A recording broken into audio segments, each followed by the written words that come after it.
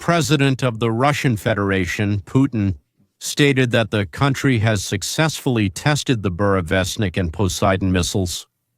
Putin said that a decisive test of the Burevestnik cruise missile with unlimited range has taken place. Missiles with nuclear power or missiles with a nuclear power unit? That's how he said it's completed. He said the missile traveled 14,000 kilometers in 15 hours. And the leader of the Russian fascists said this distance is not the limit. That is, a missile flying at a speed of approximately 1,000 kilometers per hour can reach Washington, Tokyo, Seoul, not to mention London, Warsaw, Berlin, Prague, Paris. Regarding Poseidon, Putin reported that the device successfully passed a test launch with a nuclear power unit as well. These words were spoken, I don't know what they mean and don't need an explanation. On one hand, I understand, so after that, he called the test a huge success and additionally solemnly declared that it is impossible to stop this device. Restorative sign. No one, said Putin, has such a scientific base to develop anything like this. A few words about the technical specifications. Vladimir Vladimirovich Putin reported 14,000 kilometers in 15 hours. Well, it's approximately 14,000 approximately. 15, so that's about 930 kilometers per hour, let's say. American missiles fly at a speed of 1,200 kilometers per hour, but they have a shorter range. So long-range Tomahawks fly at a speed of 850 kilometers per hour. That's similar to what Putin mentioned. And they usually fly for 2,500 kilometers. That is, a Tomahawk missile launched from Mar-a-Lago won't reach Moscow, but one launched from Warsaw, Paris, London, Helsinki, or any city in Sweden will easily reach it. Also, it will be in flight much less than 15 hours.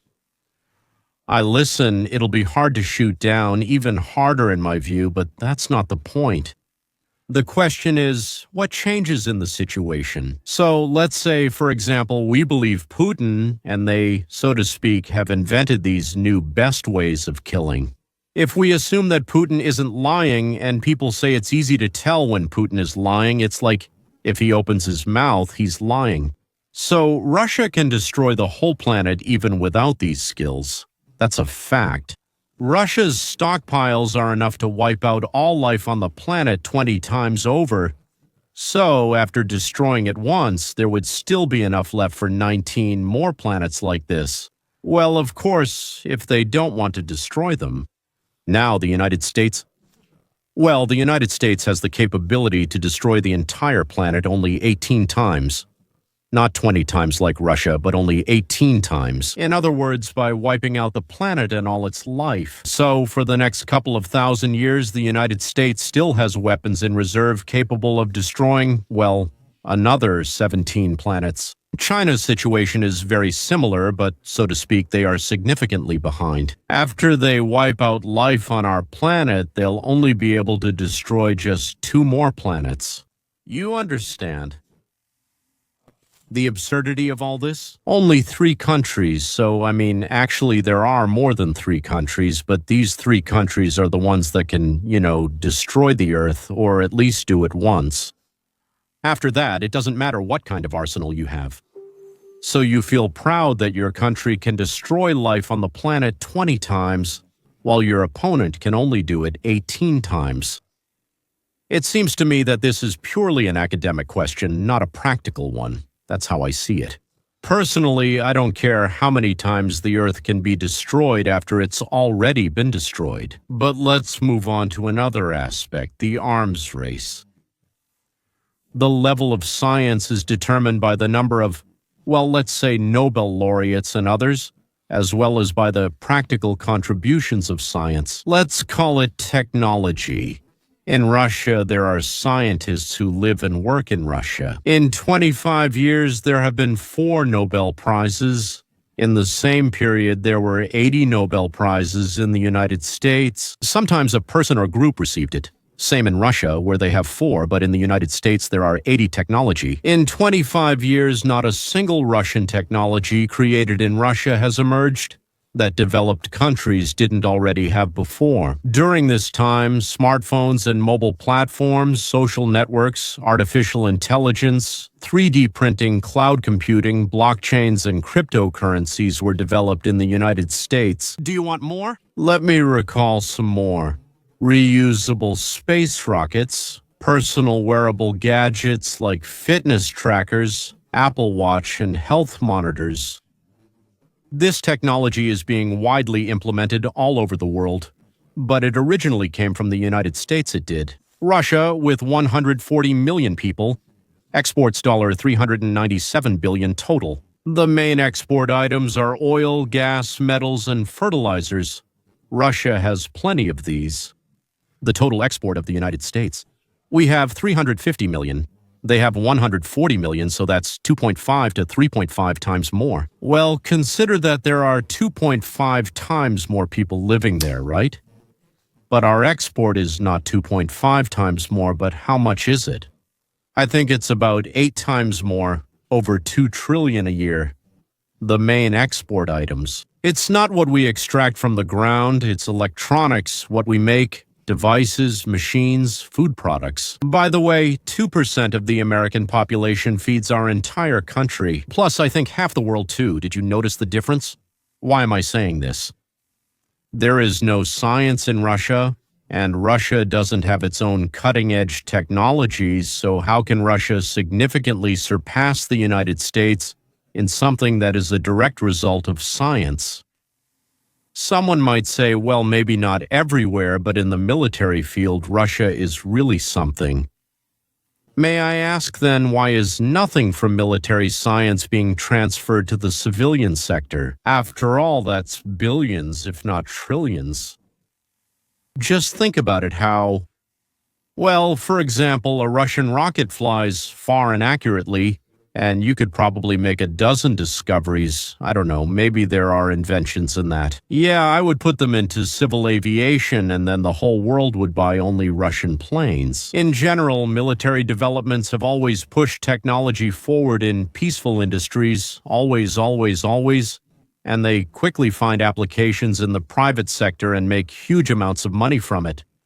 Why isn't this visible? It's not visible at all. But nevertheless, if your neighbor at the dacha says he's gathering a big pile of rocks to throw at your children, don't think about the fact that there are no rocks around the house. Think about how to prevent a possible attack. Of course, it would be nice either to evict the neighbor to another planet or to build a wall up to the sky. But if that's not possible, most likely neither of those options is really possible. Then at least gather your own pile there. Explain that any move by the neighbor that poses any threat to your family will inevitably be avenged with force 10, 12, or even 150 times greater than his. If that's not defense, then at least it's a balanced threat. After hearing about Russia's testing and China's work on their nuclear arsenal, President Trump ordered the resumption of testing of our own arsenal. The last time the United States conducted explosive tests was in 1992. Will we have live explosions, meaning atomic explosions? It seems not, and that the tests will be of new launch, interception, and tracking systems. Tests of Burevestnik and Poseidon are not considered nuclear tests, said Peskov.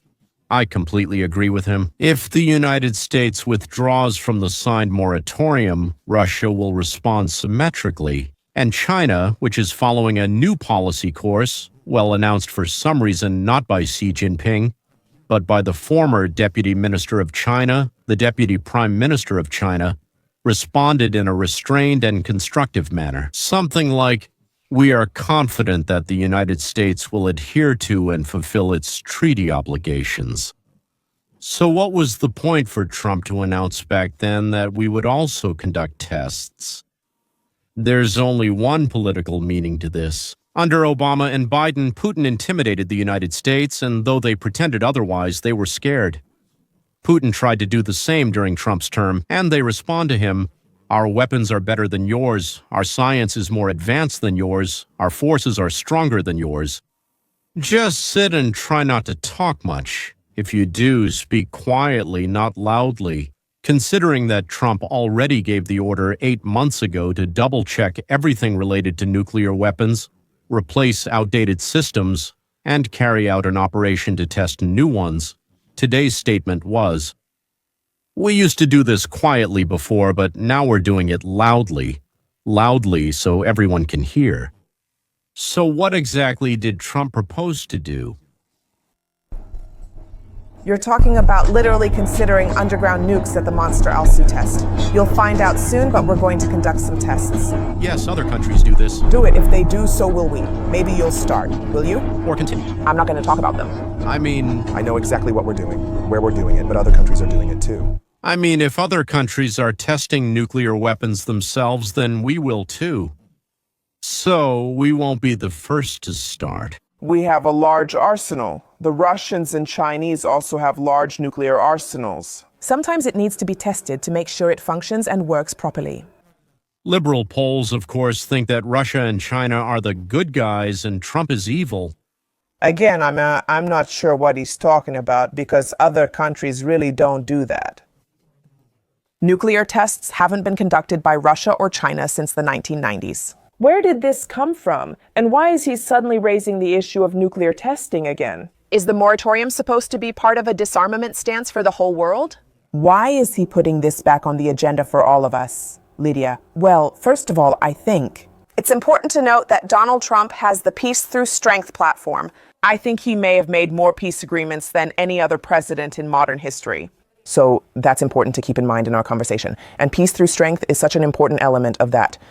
He wants to deter China or Russia from aggression. And I would note that this is happening as he was heading to negotiations with President Xi. But this week, Putin also successfully tested a drone with a nuclear power unit and announced the testing of a missile capable of carrying nuclear weapons. These reports describe a completely different situation. I think these reports are coming out, and he wants to send messages and a signal of strength.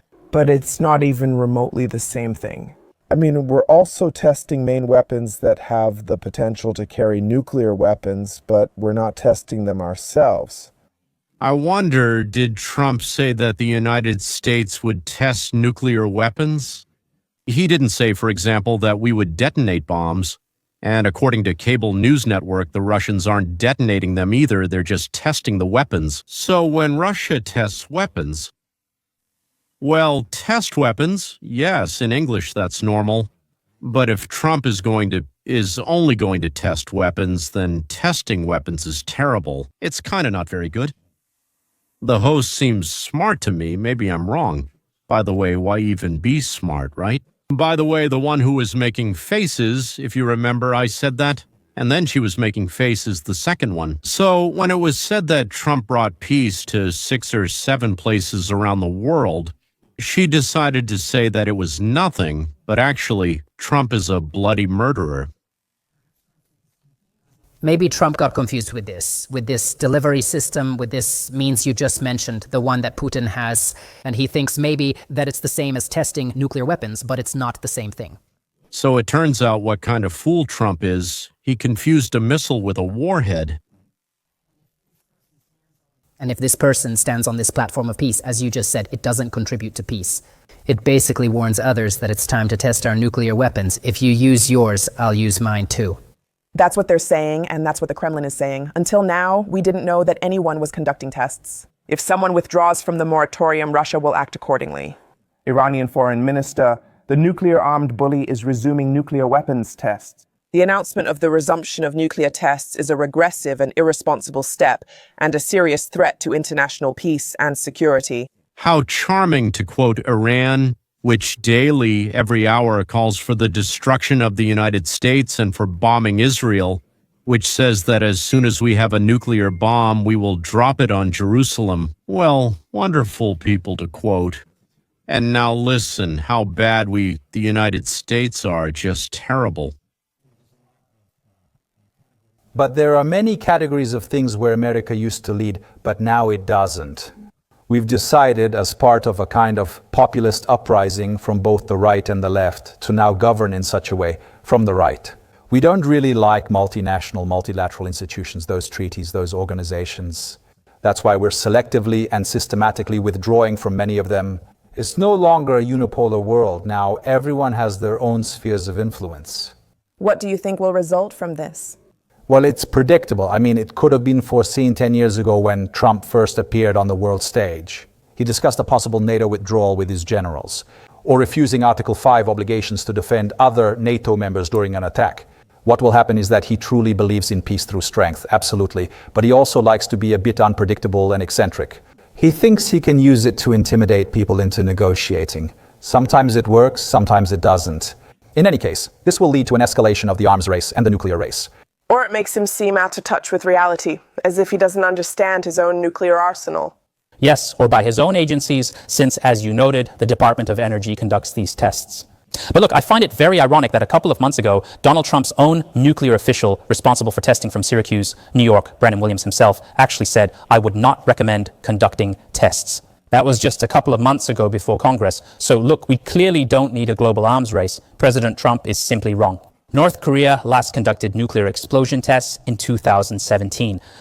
There you have it. Trump is just like North Korea, if not worse. I'm sure that all the talking heads in the Russian-speaking part of the internet, in fake horror if they're smarter, and in genuine horror if they're dumber, are talking about a new round of nuclear armament. Trump is terrible. What is he doing? But I like that Trump is unpredictable, that he isn't. He doesn't think like everyone else, that he is definitely working toward building a world with peace, a peaceful world, not a military one. Confrontation and any of his actions, including testing the nuclear arsenal, are done to achieve this very goal, to make the world look for other ways, peaceful ways, to solve emerging problems. We closely cooperate, even with countries we don't have the best relations with, to limit nuclear proliferation. The President will keep working on this, as ensuring our nuclear arsenal functions properly is vital to America's national security. And Is Europe just staying quiet? Among the NATO countries, Belgium was the first to issue a serious public warning to Moscow. Defense Minister Theo Francon, speaking in the Belgian newspaper The Morgen on October 26, stated that any Russian strike on European cities would have severe consequences. He warned that an attack on Brussels would be considered a strike at the very heart of NATO and would trigger a devastating response. If Putin attacks Brussels, we'll destroy Moscow. The Russians have increased their capabilities. Their war economy produces 4 times more ammunition than all of NATO combined. We must try to break Russia economically. That means expanding economic sanctions and depleting their oil and gas revenues, because that's the engine of their war economy. In recent months, Ukraine has struck about a quarter of Russian oil refineries. Putin. Francon also warned that Europe lacks a central command structure and the ability to deploy quickly in a crisis situation.